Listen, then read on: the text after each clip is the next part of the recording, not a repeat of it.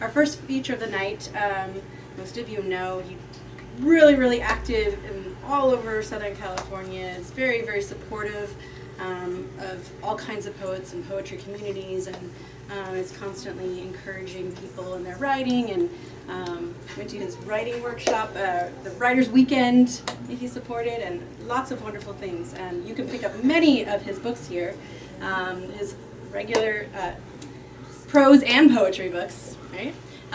So I'd like to welcome up John Brantingham. Last week in Washington State, and apparently egrets really hit me. They're really angry. Anytime they'd see me, they just so I don't know how this was inspired by that, except for their egrets. And then I found out they're not actually egrets; they're herons, but I can't tell the difference. You know, they're just birds with long legs. You know. Anyway, this is called the Synesthesia of Egrets.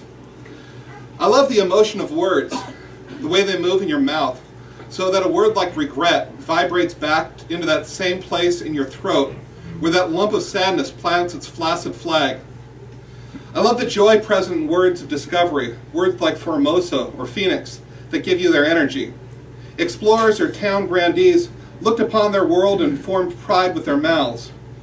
And I wonder then who named the egret, what pain he was feeling when he used that same part of his throat. I imagine the explorer, a nobleman, claiming land from people who already lived on it, taking slaves and gold. Everything shines with the lust of wealth for him, even his crew, whom he pressed into service. He took them from their little English village in the middle of the night, farm boys who didn't even know how to swim, put into the rigging of ships, working under the threat of the keel haul, while the explorer surveys the wide expanse of his new world. He forms the words for beautiful, and that sad sailor cannot even raise his eyes beyond the lagoon where they are moored. He sees the long-legged bird waiting peacefully near shore.